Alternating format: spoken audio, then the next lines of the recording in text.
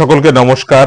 আমার ছোট্ট ইউটিউব চ্যানেলে আজকে যে বিষয়টি নিয়ে আমি আলোচনা করব সেটি হলো দীঘার জগন্নাথ মন্দির উদ্বোধনে গিয়ে পশ্চিমবঙ্গের প্রাক্তন রাজ্য সভাপতি এবং বিজেপির শীর্ষ নেতৃত্ব দিলীপ ঘোষকে নিয়ে আজকে যে চারিদিকে দলের অভ্যন্তরে বাইরে একেবারে সাধারণ কর্মী সমর্থক থেকে শুরু করে দলের শীর্ষস্থানীয় নেতৃত্ব যে তার তুমুল সমালোচনা করছেন, এই সমালোচনা কতখানি সঠিক কতখানি ভুল আজকের ভিডিওর মধ্যে সেই বিষয়টি আমি আপনাদের সম্মুখে তুলে ধরব। বর্তমান সময়ে পশ্চিমবঙ্গে ভারতীয় জনতা পার্টির রাজনীতির একটাই অস্ত্র, সেটা হচ্ছে হিন্দুত্ববাদ।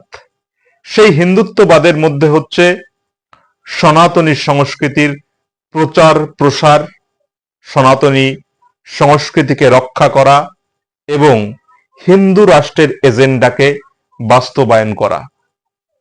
বর্তমান ভারতীয় জনতা পার্টি পশ্চিমবঙ্গে শুভেন্দু অধিকারীর নেতৃত্বে চূড়ান্তভাবে তাদের শুধুমাত্র একটি লক্ষ্য, ধর্মীয় মেরুকরণ।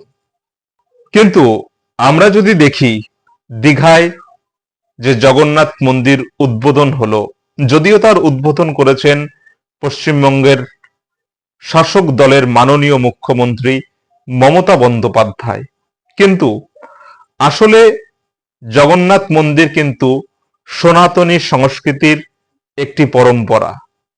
পুরীর যে জগন্নাথ দেবের মন্দির, সেই মন্দিরের আদলে তৈরি করা হয়েছে দীঘার জগন্নাথ মন্দির।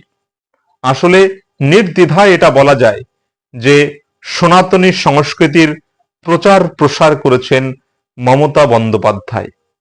তাহলে বিজেপির যে রাজনৈতিক মূল এজেন্ডা, সনাতনী সংস্কৃতির প্রচার প্রসার এবং পশ্চিমবঙ্গ তথা ভারতবর্ষে হিন্দু রাষ্ট্র কায়েম করা এবং হিন্দু সংস্কৃতির নিয়ন্ত্রণে আসমুদ্র ভারতবর্ষকে নিয়ে আসা, সেই লক্ষ্যের দিক থেকে বিজেপির এজেন্ডাকে অনেকাংশে কার্যকর করেছেন মমতা বন্দ্যোপাধ্যায়।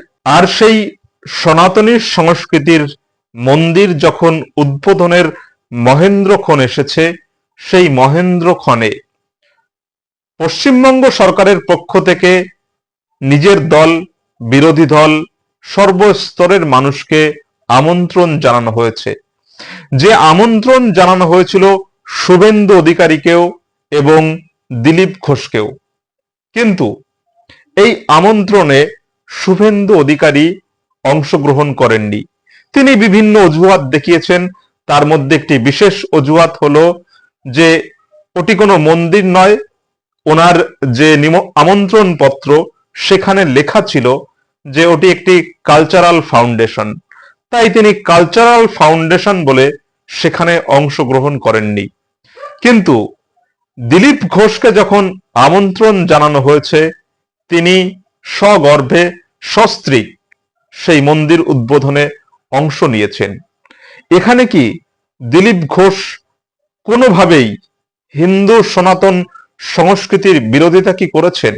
এ প্রশ্নটা খুব স্পষ্টভাবে আমাদের সামনে উঠে আসে এবং এর উত্তরটিও খুবই স্পষ্ট। দিলীপ ঘোষ, যিনি বরাবরই রাষ্ট্রীয় স্বয়ংসেবক সংঘের একজন প্রচারক এবং নিজেকে হিন্দু সংস্কৃতির ধারক বাহক মনে করেন, যখন বাংলার বুকে এত বড় একটি হিন্দু ধর্মের কর্মযজ্ঞ অনুষ্ঠিত হয়েছে, সেই কর্মযজ্ঞ হতে পারে তার রাজনৈতিক বিরোধিতায় যে রয়েছেন সেই ব্যক্তি করেছে, কিন্তু আসলে তো তার সর্বোত্তম পরিচয় তিনি হিন্দু এবং যে মন্দিরটির উদ্বোধন হয়েছে সেই মন্দিরটি হিন্দু সংস্কৃতির একটি অন্যতম পীঠস্থান। তাই দিলীপ ঘোষ তার জায়গা থেকে সগর্বে বলেছেন যে একজন হিন্দু হিসাবে আমি সনাতনী সংস্কৃতির, হিন্দু ধর্মের এত বড় একটি ঐতিহ্যপূর্ণ অনুষ্ঠানে আমি অংশগ্রহণ করেছি, এটা আমার কাছে গর্বের। সত্যি সংকীর্ণ রাজনীতির বাইরে উঠে দিলীপ ঘোষের এই পদক্ষেপ অনেক মানুষের কাছে প্রশংসাযোগ্য হয়েছে। কারণ রাজনীতির বাইরে, দলের বাইরে, বিজেপি তৃণমূলের বাইরে আমাদের সর্বোত্তম পরিচয় আমরা হিন্দু। যে মন্দিরটির উদ্বোধন হয়েছে সেটিও হিন্দু ধর্মের একটি দিক নির্দেশিত মন্দির। কারণ আগামী দিনে পুরীর জগন্নাথ মন্দিরের পরেই দীঘা হয়ে উঠবে সমগ্র ভারতবর্ষ, এমনকি পৃথিবীর কাছে একটি ধর্মীয় ভ্রমণের কেন্দ্রস্থল।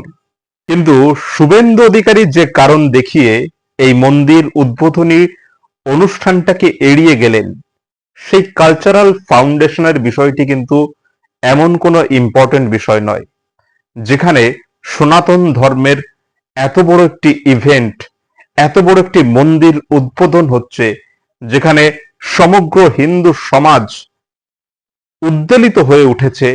সেই জায়গায় দাঁড়িয়ে শুধুমাত্র এই কালচারাল ইভেন্টের অজুহাত দিয়ে এই মন্দির উদ্বোধনী অনুষ্ঠানটাকে এড়িয়ে যাওয়া আসলে শুভেন্দু অধিকারীর একটি রাজনৈতিক পদক্ষেপ ছাড়া অন্য কিছুই নয়।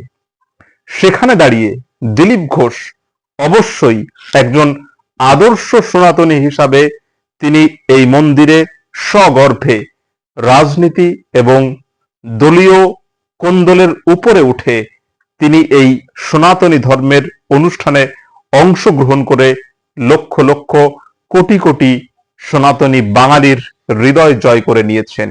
আরেকটি অভিযোগ, যে অভিযোগটি শুভেন্দু অধিকারী মমতা বন্দ্যোপাধ্যায়ের সম্পর্কে করছেন, সেটি হলো যখন অযোধ্যার রাম মন্দির উদ্বোধন হয়েছিল সেই অনুষ্ঠানে আমন্ত্রণ থাকা সত্ত্বেও মমতা বন্দ্যোপাধ্যায় অনুষ্ঠানে যোগদান করেননি।